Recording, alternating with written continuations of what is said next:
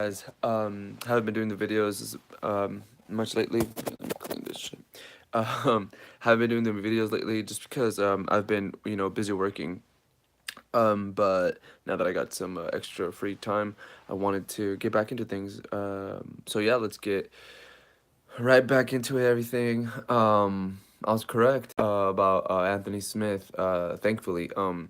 But I was surprised. I was surprised that now he knows the full impact of what it is to fight at light heavyweight.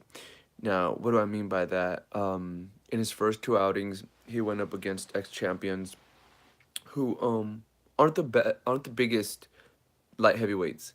What do I mean by that? Rashad Evans is not John Jones size. Shogun Hua is not Alexander Gustafsson size.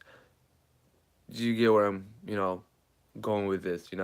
Obviously, there's different degrees of light heavyweights, and some are on the smaller end, and some are on the bigger end of the spectrum. And I feel that what happened with Anthony Smith in the beginning of his light heavyweight career, they gave him guys who weren't as, yeah, like I was saying, they weren't as big. They're not that type of 205er. See, there's a 205 that's a natural 205. It's a person who just has to cut down in order to get to that 205 limit.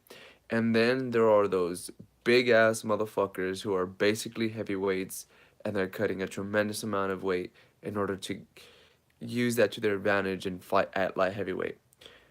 And I believe that Volkan Ozdemir is one of those guys. If you look at him, his build, his size, his thickness, that motherfucker's a heavyweight. You know what I'm saying? So, um, yeah, Anthony Smith felt that weight. He felt that full power, and I could see that he was getting gas.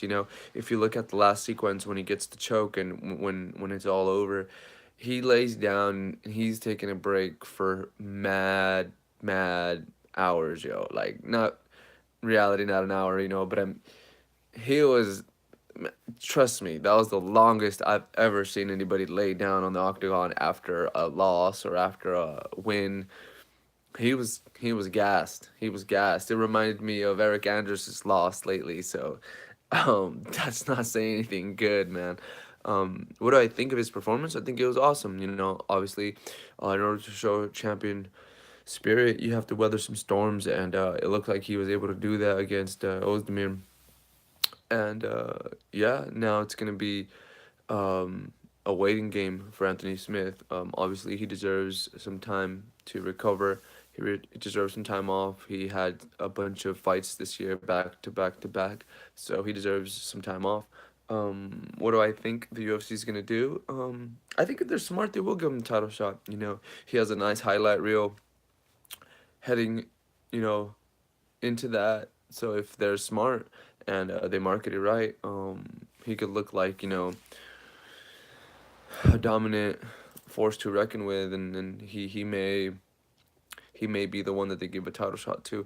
It all depends on how the landscape plays out in the light heavyweight division. Obviously, we're gonna have Gustafsson rematch Jones.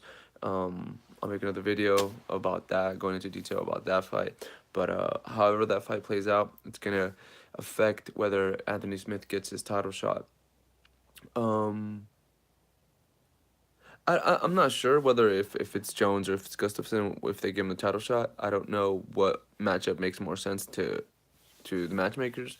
But I think he's deserving of the title shot. Definitely, when you take out ex-champions and when you take him out in devastating fashion like he did, and when you beat the former title challenger, it is what it is, man. You know what I mean? Like nobody's taking that path. Nobody's taking that. That's a difficult path to take.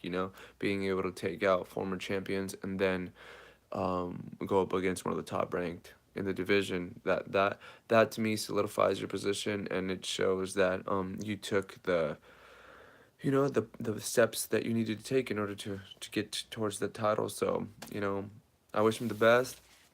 Hope he has a great recovery. He's able to get some good vacation in, and we'll see him later in 2019.